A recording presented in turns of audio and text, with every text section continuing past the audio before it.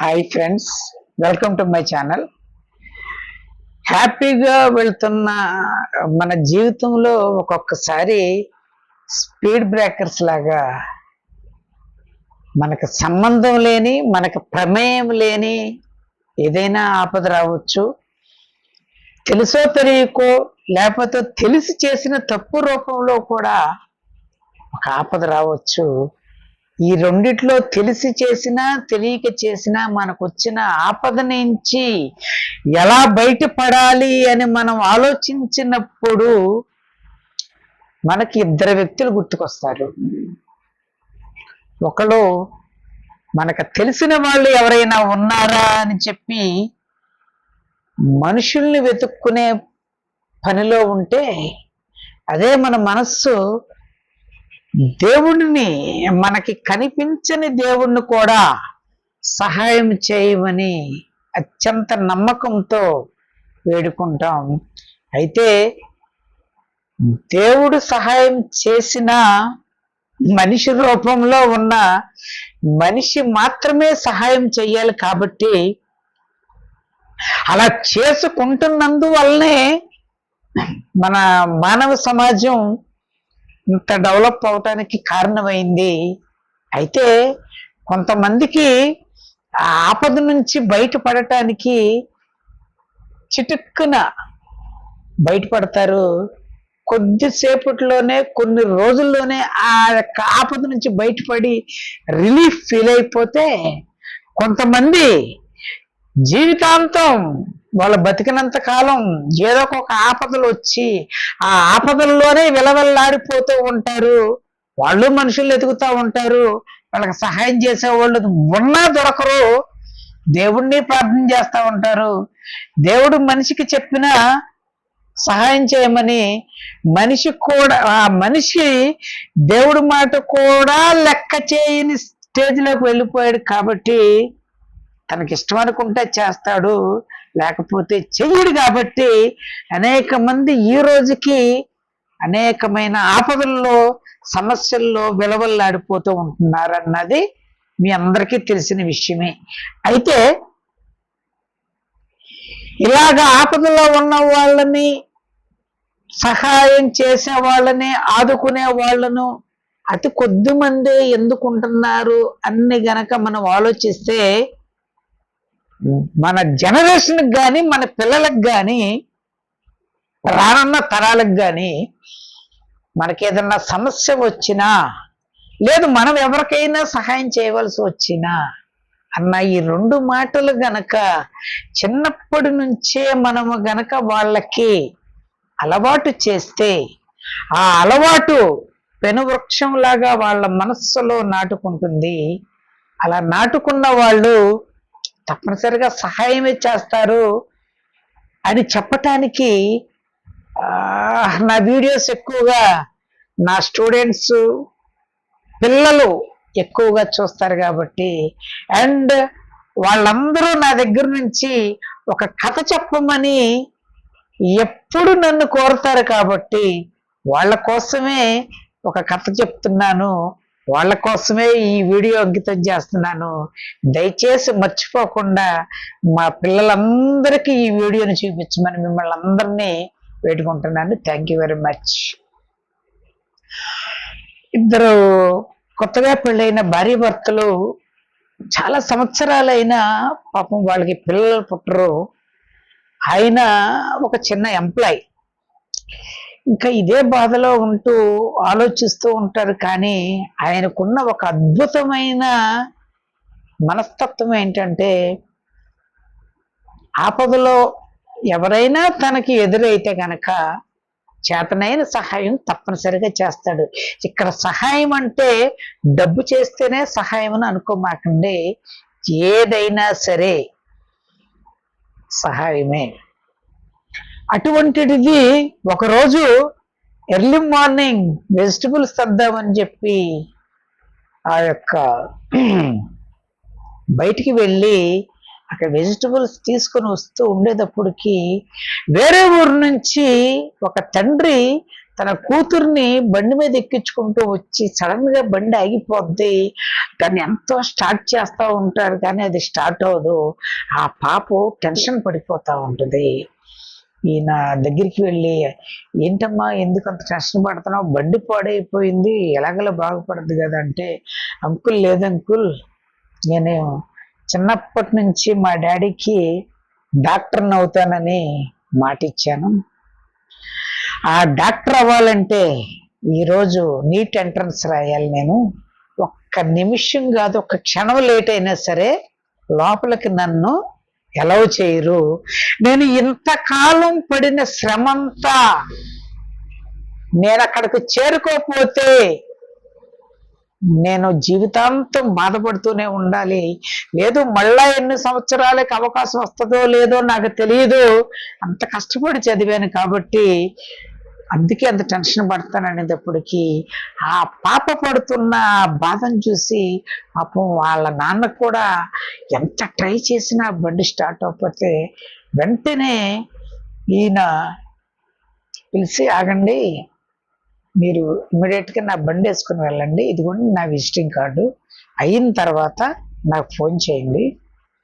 ఈలోపు పక్కన ఎవరన్నా నాకు మెకానిక్ షాప్ తెలిసిన వాళ్ళు ఉన్నారు, వాళ్ళకి ఫోన్ చేసి మీ బండి రిపేర్ చేయించి ఉంచుతానేటప్పటికి వాళ్ళిద్దరూ దండం పెట్టి ఈయన బండి వేసుకుని వెళ్ళిపోతే, ఈయన అక్కడ తెలిసిన ఒక మెకానిక్కి ఫోన్ చేసి ఆ బండిని బాగు చేసి మా ఇంటికి తీసుకొచ్చేసామని చెప్పేసి ఇంటికి నడుచుకుంటూ వెళ్తాడు.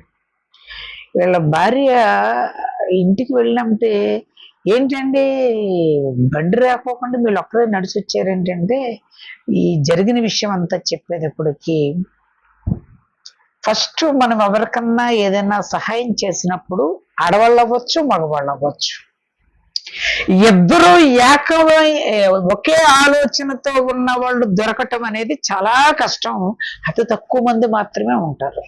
ఎందుకనంటే వెంటనే మన బండి వాళ్ళెవరికో తెలియని వాళ్ళకి ఇవ్వటం ఏంటండి, మీరు ఎవరైనా తెలిస్తే ఆటోలో పెట్టి పంపిస్తే ఆటోలో వాళ్ళు వెళ్ళిపోలేరా అంటే, అలా కాదు, వాళ్ళ బండి రోడ్డు మీద ఆగిపోయింది, అందుకోసమని పొరలు ఈరోజు కూడా నాకు సెలవే కదా, నేను ఎక్కడికి వెళ్ళను కదంటే మీరు అన్నీ అలాగే చేస్తూ ఉంటారండి, ఏదో ఒకటి చేస్తూ ఉంటారండి అంటే, ఇంకా ఆయనకి వీళ్ళిద్దరికి పెళ్ళైన కారణం నుంచి ఈ విషయం మామూలే. ఆవిడ అంటానే ఉంటుంది, ఆయన చేస్తూనే ఉంటారు. సరే లోపలికి రండి అని చెప్పి స్నానం టిఫిన్ అవన్నీ చేసుకొని ఇంట్లోకి రెస్ట్ తీసుకుంటూ ఉంటారు. ఈవినింగ్ అయిన తర్వాత ఆ ఎగ్జామ్ రాసి వచ్చిన ఆ పాప వచ్చి చాలా ధన్యవాదాలు చెప్పి, మీ వల్ల నేను చాలా బాగా రాశాను అంకుల్, తప్పనిసరిగా నాకు సీట్ వస్తుంది అనుకుంటున్నాను అని చెప్పేదానికి, చాలా సంతోషం అమ్మా, వస్తే నాకు తప్పనిసరిగా చెప్పమ్మా అంటే, అయ్యో ముందు మీ దగ్గరికే వస్తాను అంకుల్ నేను అని చెప్పి ఆ తండ్రి కూతుర్లిద్దరూ వాళ్ళ బండి తీసుకొని వాళ్ళ ఊరు వెళ్ళిపోతారు. వెళ్ళిపోయిన తర్వాత ఈయనకి ట్రాన్స్ఫర్ వచ్చి వేరే ఊరికి ట్రాన్స్ఫర్ అయిపోతారు. ఆ నీట్ రిజల్ట్స్ వచ్చిన తర్వాత ఈ అమ్మాయికి ఫ్రీ సీట్ వస్తుంది. వెంటనే ఆ సంతోషం పట్టలేక ఆ కుటుంబంలో పండగ వాతావరణం ఏర్పడిన తర్వాత వాళ్ళ అమ్మ నాన్న ఫస్ట్ రామ్మ వెళ్ళి దేవుడికి దర్శనం చేసుకుందాం అనేటప్పటికి వాళ్ళ అమ్మ అంటది, డాడీ దేవుడికి దర్శనం చేసుకోవద్దని నేను అనట్లేదు, కానీ మనిషి రూపంలో ఉన్న దేవుడు ఆ రోజు నాకు సహాయం చెయ్యకపోతే నేను ఎగ్జామినేషన్కి వెళ్ళేదాన్ని కాదు, అందుకోసమని ముందు నాకు బండి ఇచ్చి మనకి ఆ ఎగ్జామ్ పంపించిన అంకుల్ని కలిసిన తర్వాత నేను గుడికి వస్తానంటే, అమ్మ తప్పయింది, నేను కూడా మర్చిపోయానురా, ఏదైనా మంచిదే, ముందు ఆయన కలిసిన తర్వాత దేవుడు ఇంకా సంతోషిస్తాడు అనేటప్పటికి వెంటనే బయలుదేరి ఆయన ఊరికి ఆయన ఇంటికి వచ్చేటప్పటికి వాళ్ళు ఎప్పుడో ట్రాన్స్ఫర్ అయిపోయి వెళ్ళిపోయారండి. అనేటప్పటికీ ఆ తండ్రి కంటే పాప బాగా అప్సెట్ అయిపోద్ది. అయ్యో ఎంతో సంతోషంగా ఈ శుభవార్తను చెప్దాం అనుకుని నేను ఫ్రూట్స్ స్వీట్స్ తీసుకుని వచ్చాను అంకుల్కి, ఈ వార్త నేను ఎలా చేరవేయాలి, ఎక్కడుంటారని పక్కన వాళ్ళతో మాకేం తెలియదమ్మా, మరి ఎక్కడికి వెళ్ళారు ఏంటని తెలియదు అనేటప్పుడు కూడా ఆ విజిటింగ్ కార్డు కూడా ఎక్కడ ఉందో, ఇంటి దగ్గర ఉందో లేదో తెలియదు. ఎందుకనంటే ఆయన ఉంటాడని ప్రగాఢమైన నమ్మకంతో వచ్చేసారు. ఏం చేయలేక సరే బాధతో దేవుడి దగ్గరికి వెళ్ళి దేవుడిని ఒకే ఒక మాట అడుగుద్ది, నాకు కనిపించిన దేవుణ్ణి ఈరోజు కనిపించకుండా చేశావు, నువ్వు కనపడకపోయినా నీ దగ్గరకు వచ్చి మొక్కెందుకు చెల్లించుకుంటున్నానంటే తప్పనిసరిగా నా జీవితంలో ఆయనకి నేను ఏదో ఒక రకంగా నేను సహాయం చేయాలి, నా ఆయనలాగా నేను నాతో ఉన్న వాళ్ళకు కూడా నేను సహాయం చేయాలని నిర్ణయించుకుంటున్నాను ఈ రోజే అని చెప్పి ఆవిడ అక్కడ దేవుడికి పెద్ద వాగ్దానం చేసేసి వెళ్ళిపోతాయి. ఒక 15 సంవత్సరాలు గడిచిపోతాయి. ఒకరోజు భార్యాభర్తలు ఇద్దరు కూడా ఇంచుమించుగా ఒక ఏజ్ 50స్లోకి దాటిపోయే టైం వచ్చినప్పుడు ఇద్దరు కలిసి బయటకు వెళ్ళటం, ఇద్దరు కలిసి షాపింగ్లు వెళ్ళటం అలవాటు చేసుకుంటారు. ఒంటరిగా వెళ్ళటం ఎందుకులే అని చెప్పి అనుకున్నట్టుగానే పాపం ఏదో షాపింగ్ చేస్తూ ఉండగా ఆయనకి హార్ట్ స్ట్రోక్ వచ్చి ఉన్న పడని అక్కడే కుప్పకూలిపోతాడు. ఈ జరిగిన దానికి ఊహించకుండా చుట్టుపక్కల వాళ్ళందరినీ పిలిచి ఏడ్చుకుంటూ అరుస్తూనే ఉంటది. చాలా మంది వస్తారు, గుమికూడిపోతారు.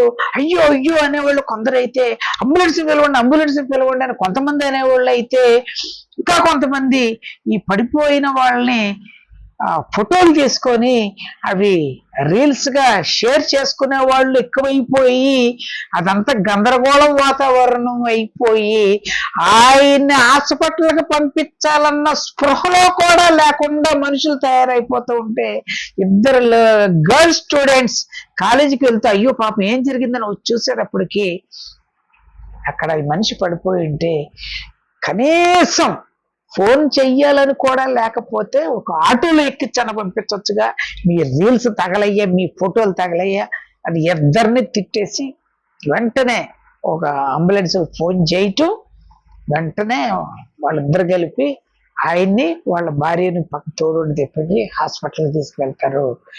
తీసుకువెళ్ళిన వెంటనే పరిస్థితి సీరియస్గా ఉందని ఐసీయూలోకి తీసుకెళ్ళిపోతారు. తీసుకువెళ్ళిన తర్వాత బయటికి వచ్చి అమ్మా ఈ టెస్ట్ చేయాలి,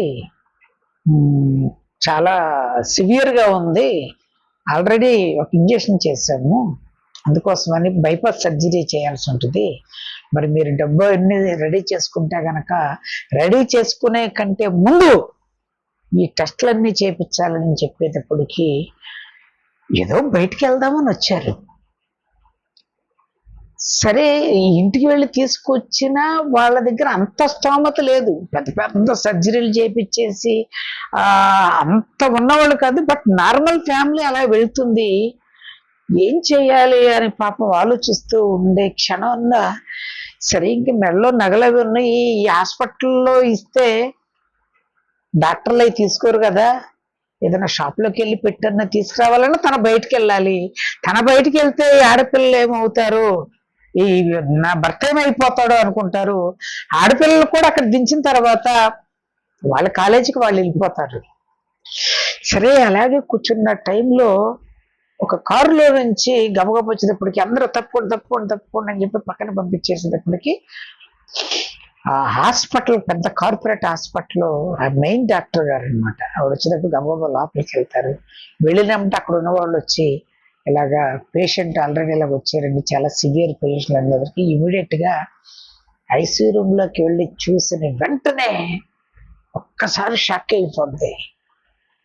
ఎప్పుడైతే తప్పనిసరిగా నేను కలిసి ఆయనకి సహాయం చేయాలని దేవుడి దగ్గర వాగ్దానం చేసిందో ఆ అమ్మాయి డాక్టర్ అయ్యి ఒక పెద్ద హాస్పిటల్ మెయింటైన్ చేస్తూ ఆయన చేతిలో ఆవిడ చేతిలోకి ఈయన వెళ్ళటం చూసేటప్పటికి ఆవిడ హ్యాపీగా ఫీల్ అవుద్ది. పక్కనున్న వాళ్ళందరూ ఇదేంట్రా పేషెంట్ చావు బతుకుల్లో ఉంటే అమ్మాయి నవ్వుతుంది ఏంటి అని అనుకుంటారు. బట్ షీ హ్యాస్ కాన్ఫిడెంట్, ఎట్టి పరిస్థితుల్లో తినని నేను బతికించగలను అన్న నమ్మకం. వెంటనే అన్ని ఏర్పాట్లు చేయమంటే, అదే మేడం నేను ఆల్రెడీ ఈ టెస్టులకి ఇవన్నీ పంపించామంటే 5 పైసలు కూడా అక్కర్లేదు, ముందు ఇమీడియట్ గా టెస్టులు చేసేయమంటుంది.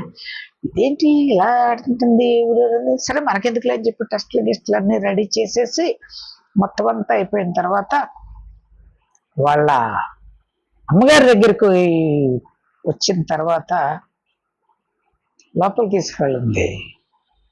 అమ్మా మీకు వచ్చిన కంగారు ఏమీ లేదు అంటే, డాక్టర్ గారు ఇలాగా నేను టెస్ట్లు అయ్యి అడిగారు, నా దగ్గర వెళ్ళి తీసుకురావాలంటే డబ్బులు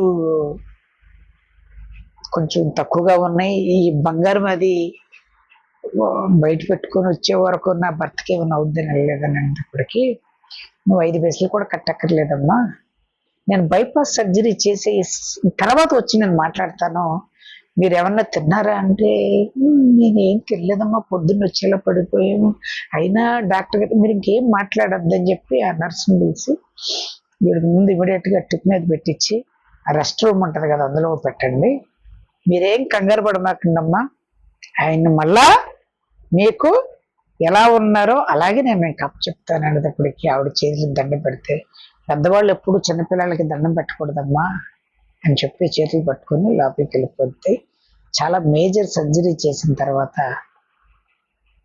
బయటకు వచ్చిన తర్వాత ఒక 10 hours అయిన తర్వాత వీళ్ళ భార్యని పిలుస్తారు, మీ హస్బెండ్ సృహలోకి వచ్చారండి, ఏ విధమైన ఇబ్బంది లేదు, మీరు వెళ్ళి చూడొచ్చు అనేటప్పటికి ఆవిడ అమాంతంగా వెళ్ళేటప్పటికి ఆయన ఇవన్నీ చూసి, ఏంటి ఇలా జరిగింది, ఏమైంది నాకంటే, ఏమీ అవ్వలేదండి, మీరు ఏదో కళ్ళు తిరిగి పడ్డారు, ఇలాగ హాస్పిటల్కి వచ్చామంతే, మీరేం కంగారు పడమాకండి, ఎవరు తీసుకొచ్చారు నన్ను ఇలాగే, ఇదంతా పెద్ద హాస్పిటల్లో ఇంత ఖర్చు, మన దగ్గర డబ్బులు ఏమోనండి, 2 పిల్లలు తీసుకొచ్చారు, ఒక డాక్టర్ గారు వచ్చినమ్మటే ముందు మీరు రెస్ట్ తీసుకోండి, టిఫిన్ తినండి, మొత్తం అన్నీ చేశారంటే, ఎవరమ్మా డాక్టర్ గారు ఒకసారి పిలువని అంటే, ఆవిడకి అర్జెంటుగా నేను నా ప్రాణాలు కాపాడిన దేవుని రూపంలో ఉన్న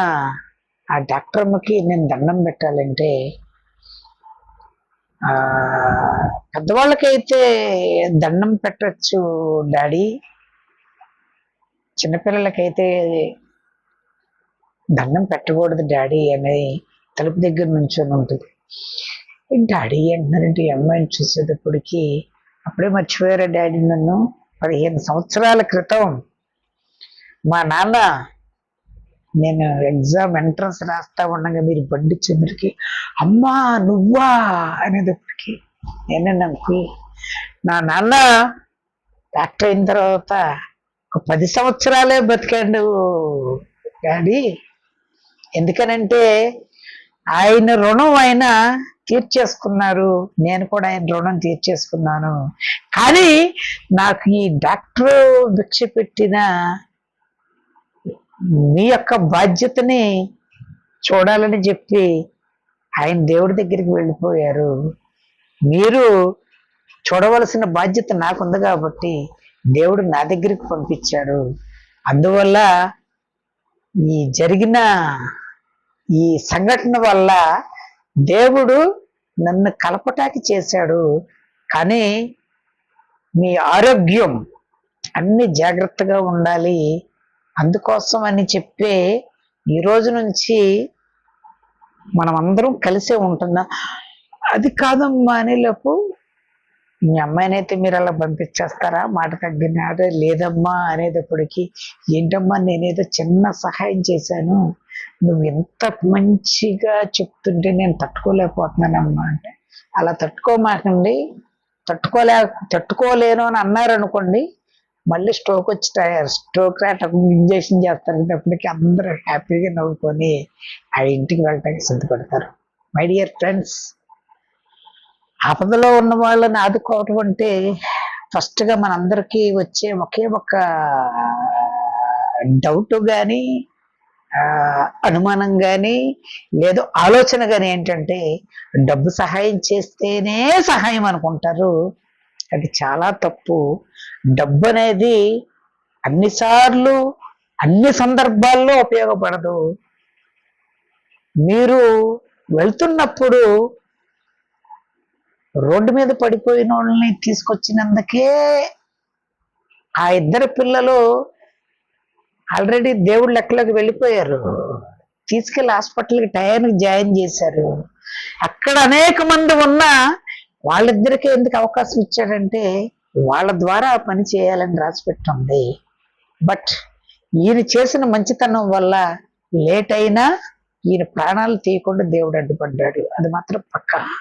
కానీ మనం అనుకుంటాం చాలా సార్లు కొన్ని సార్లు యాక్సిడెంట్లు జరుగుతూ ఉంటే లేదు మనకి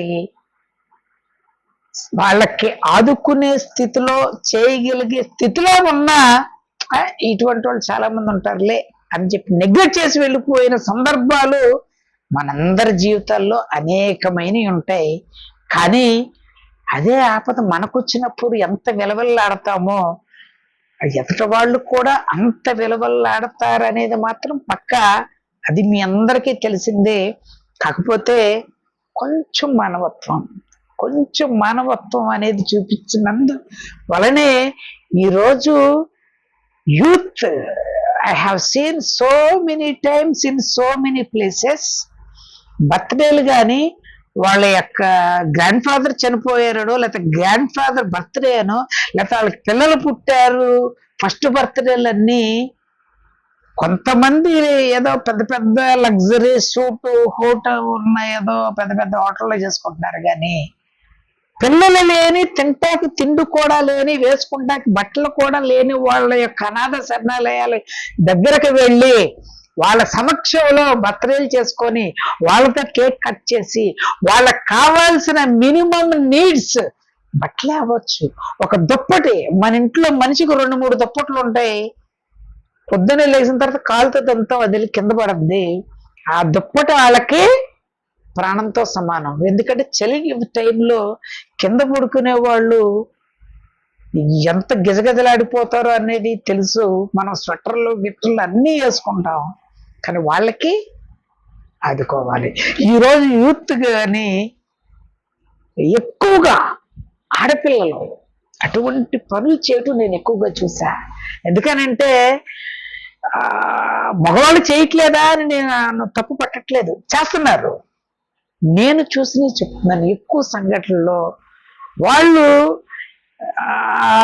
ఇంట్లోకి వెళ్ళి ఆ యొక్క ఆశ్రమంలోని వంట కూడా వండి వాళ్ళ చేతులతోనే వండి ఆ కుటుంబ సభ్యులు వాళ్ళు వండిన వంటనే వండిచ్చి తర్వాత దుప్పట్లు తర్వాత తాగటానికి గ్లాసులు ఇంకా రకరకాలైన ఐటమ్స్ అన్ని ఇచ్చిన ఒక పెద్ద ప్రోగ్రాంలో నేను కూడా పాల్గొన్నాను.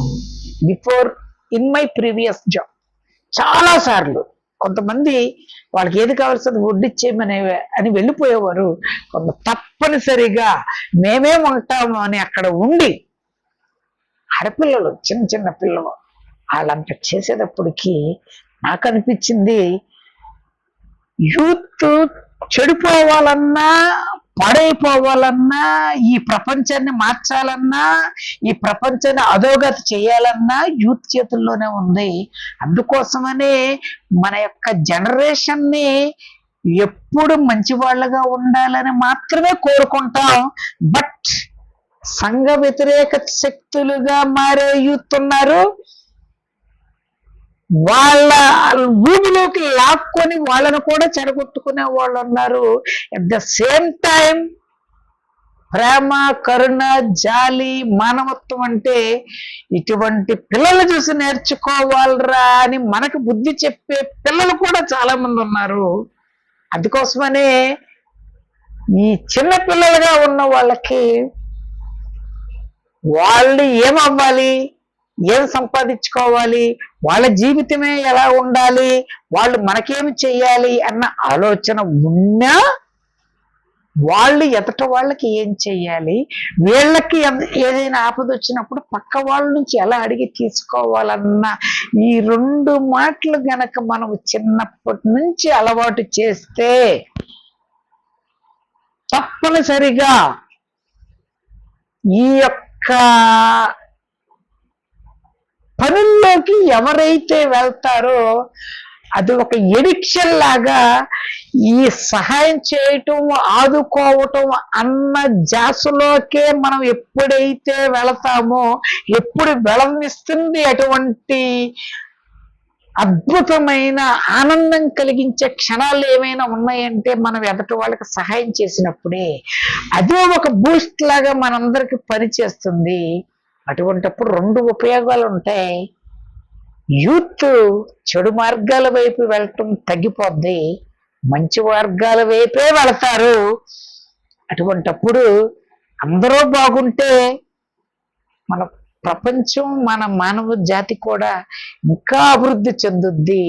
ఇప్పుడు జరిగే అఘాయిత్యాలు అవి కూడా మనమే తగ్గించుకున్నట్లు అవుతాం. ఎప్పుడంటే వాళ్ళలో ప్రేమ, కరుణ, జాలి, సహాయం, ఆపదలో ఉన్న వాళ్ళని ఆదుకోవటం, మనం ఏదైనా ఆపదలో ఉంటే ఎదట వాళ్ళు బాధపడకుండా వచ్చి హ్యాపీగా సహాయం చేసే మనస్తత్వం కలిగి ఉండాలి. అవన్నీ గనక మీకుంటే దేవుడి దగ్గరికి వెళ్ళండి, దర్శనాలు చేసుకోండి, మీరు ఏమైనా చేయండి. కానీ ఆ దేవుడికి మీరు ఎన్ని మంచి పనులు అయితే చేస్తారో అవన్నీ మీరు ఆయనకి అప్పు ఇచ్చినట్లే. ఆయన దగ్గర అవన్నీ అలాగా లెక్క కట్టి ఉంచుతారు. అవసరం వచ్చినప్పుడు ఒక్కొక్క అప్పు, ఒక్కొక్క ఆపద వచ్చినప్పుడు ఒక్కొక్క అప్పు ద్వారా ఆ దేవుడు మాత్రం తప్పనిసరిగా క్లియర్ చేస్తాడు. But it will take some time. అందుకోసమని నేను ఎంతో ఆశపడి చేసిన ఇది వరకు ఉద్యోగాన్ని స్ఫూర్తిగా తీసుకొని ఈ టాపిక్ చేయాలి. ఇప్పుడు కూడా పిల్లలతో మమేక్యమై ఉన్న జాబులోనే చేస్తున్నాను కాబట్టి నా పిల్లలందరూ వీడియో కోసం ఎదురు చూస్తారు. వాళ్ళకి హాలిడేస్ కూడా ఇచ్చేశారు, ఎగ్జామ్స్ అయిపోయినాయి. వాళ్ళకి ఒకటే మాట చెప్పాను, ఎగ్జామ్స్లో ఎట్టి పరిస్థితుల్లో చూడవద్దు. ఎందుకనంటే నా ఛానల్ సబ్స్క్రైబ్ చేసిన వాళ్ళలో ఎక్కువ మంది నా స్టూడెంట్సే అని నేను గర్వంగా చెప్పుకుంటున్నాను. అందులో ఈ చిన్న క్లాసులు వాళ్ళే ఎక్కువగా చేసుకున్నారు. వాళ్ళ అమ్మా నాన్నల్ని మరి ఎంత తీసుకిచ్చారో. పేరెంట్స్ మీరు కూడా తప్పుగా అనుకోకండి. నా యొక్క వీడియోల్లో ఉపయోగపడే అన్ని పిల్లలకు ఉపయోగపడేవి, రిలేషన్షిప్స్ కి ఏర్పడే బాగా బాగా దృఢపరిచేవే ఉంటాయి, కానీ వాళ్ళని చెడగొట్టేవి ఎక్కడా ఉండవు. హాలిడేస్ అయినాయి కాబట్టి ఇన్స్టాగ్రామ్లు, ఫేస్బుక్లు జోలికి కూడా వెళ్ళమని వాళ్ళు నాకు వాగ్దానం చేశారు. ఇప్పుడన్నా ఒక 2-3 నిమిషాలు చూస్తే చూడనివ్వండి, కానీ నా వీడియోలే చూడమని నేను చెప్పట్లే. ఎనీ మోటివేషన్ వీడియో వాళ్ళకు కూడా నేను అదే చెప్పా. యూట్యూబ్లో అనేకమైన మోటివేషనల్ వీడియోస్ ఉంటాయి.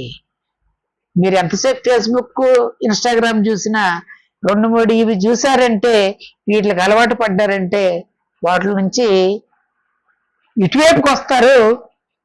ఇది కావాల్సినంత ఇన్ఫర్మేషన్ ఇచ్చినప్పుడు మీ ఫోన్ విలువ కూడా వేరే అన్వాంటెడ్ వాటిల్లోకి వెళ్లకుండా వాంటెడ్ కంటెంట్ ఉన్న వాటిల్లోకి ఉపయోగపడతారని నేను వాళ్ళకి చెప్పాను కాబట్టి ఈ వీడియో చేస్తున్నాను. దయచేసి మా పిల్లలందరికీ ఈ వీడియో చూపించండి, బయట పిల్లలందరికీ కూడా ఈ వీడియో చూపించండి. Thank you very much.